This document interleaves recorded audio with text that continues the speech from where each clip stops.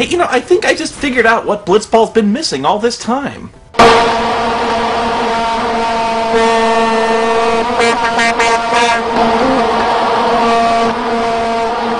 De zurda, Magó hizo una pequeña bicicleta contra Xavi, se frenó otra vez, va por afuera, por adentro, ahora con la derecha vino el centro, controla Zaha, la saca Sissoko al revés, gol de Ferdinand, patea Ferdinand, de zurda al arco, ¡qué golazo! ¡Gol! ¡Río! ¡Gol! El 5, porque es para él. ¡Gol!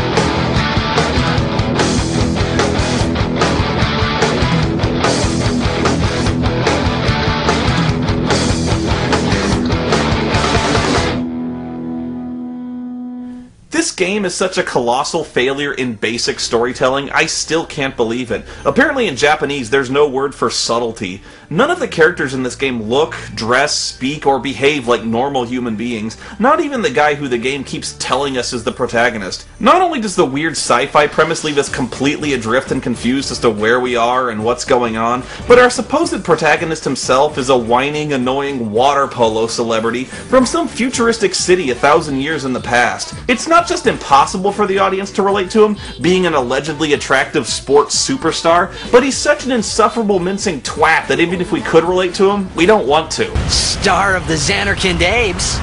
Didn't anyone tell you? In fact, ever since Final Fantasy X, the entire series has had this real problem in identifying just who in the hell the hero of the story actually is. Like Final Fantasy XII. What the hell was up with Vaughn and Penelo?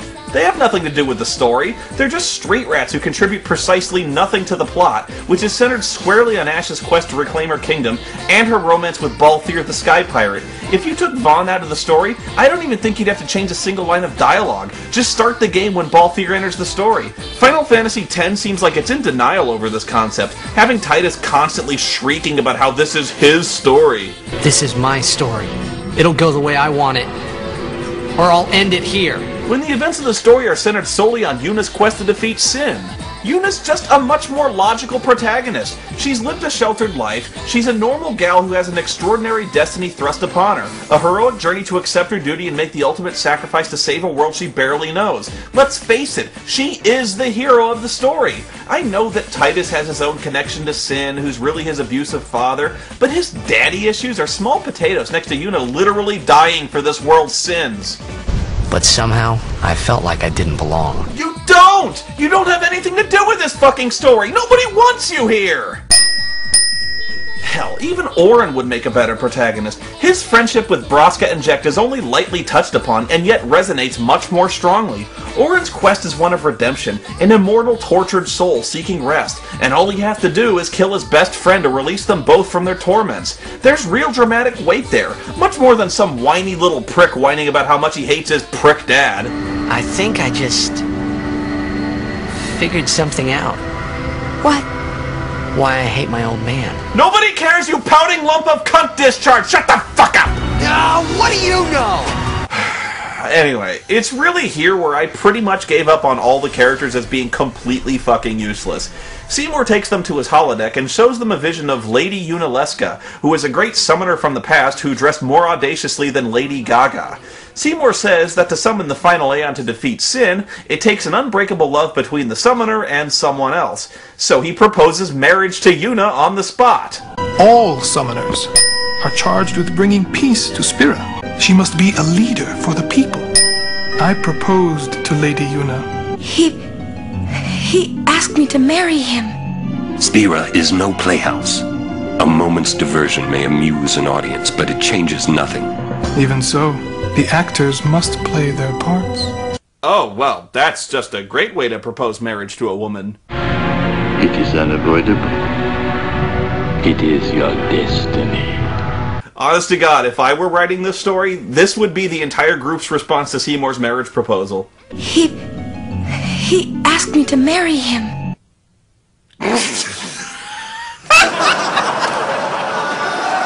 Seymour?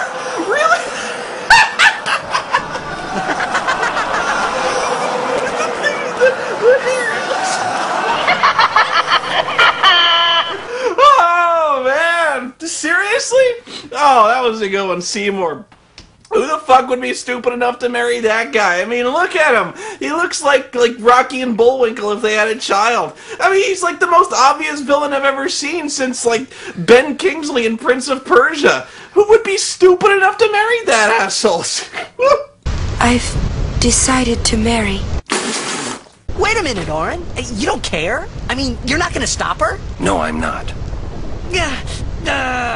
What the fuck is wrong with all of you? What do you need? Some gigantic thunderclap whenever he enters the room? See, this is what I'm talking about. These characters are either insane or so hopelessly stupid they deserve to lose to a villain this transparently evil. And you know what the hell of it is? That's not even really why Titus is so upset. The guy's jealous of Seymour. You know something? If she's even considering putting her mouth on that nasty blue-veined wiener of Seymour's, trust me, you don't want her anyway. Besides, I always spend every chance I could get to hit on Lulu anyway. Interesting. I suppose I could add you to my list. You have a list?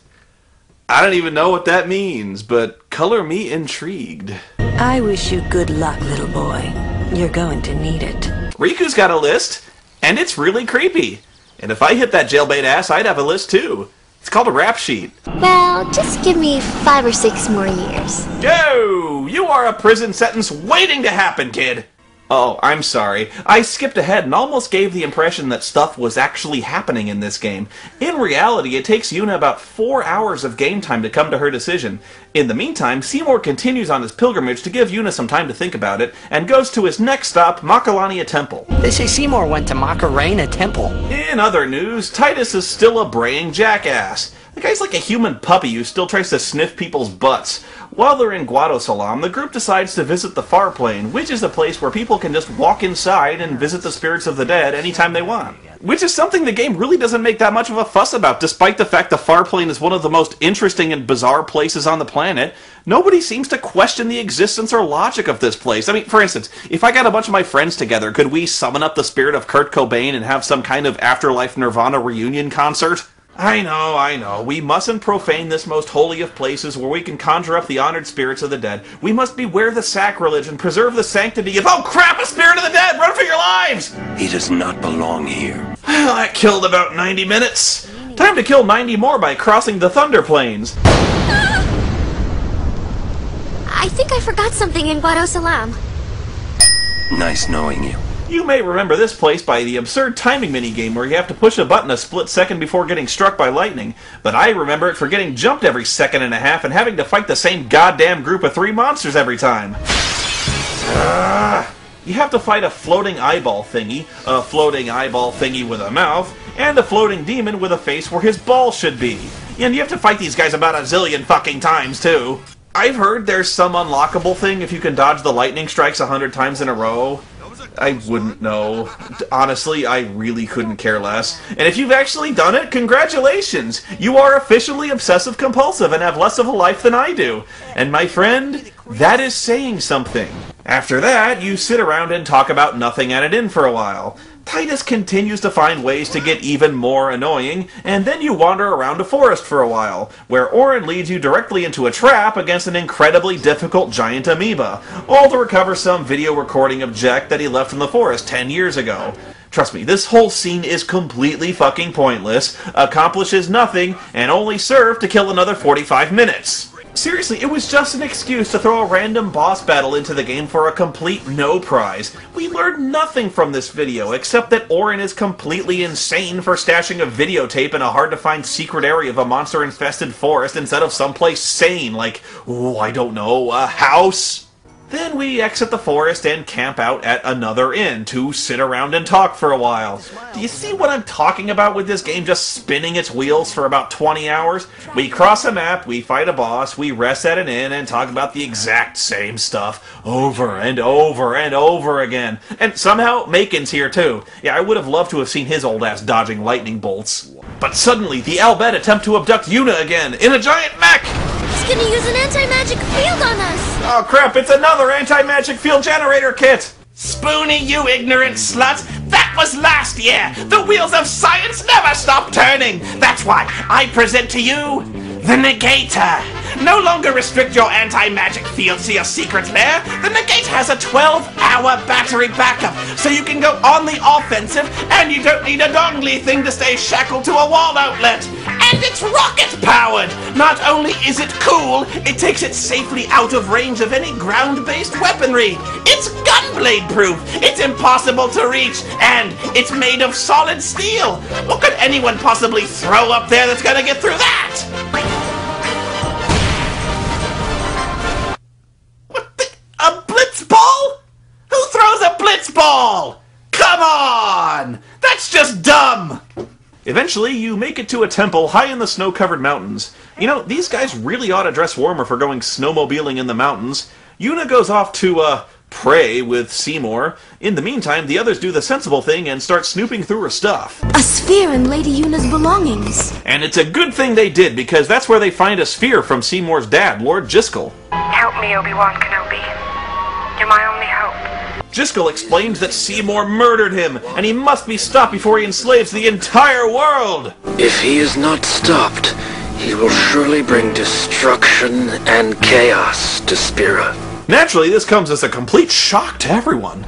Wonderful. So finally, everyone gets a clue and decides to go beat up Seymour. But he's a maester! Please be silent. Lady Yuna prays to the faith. Make me! Ugh, this is gonna be the wussiest fight between good and evil ever witnessed. I knew you were bad news the first time we met. Oh, my sincerest apologies. Seymour! Seymour! This battle was frigging annoying. Seymour's got his two hairstylists behind him, constantly casting buff and healing spells, and every time you hit them, they drop an auto potion. They fight like such girls. Eventually, Seymour summons Dagon again, so Yuna returns, summoning her new mystery Aeon. But what could it be? What magics could Yuna have possibly unlocked in the depths of this icy temple of ice? What spirit... Oh, it's Shiva. Yeah, what a shock. Thanks for keeping me in suspense, though.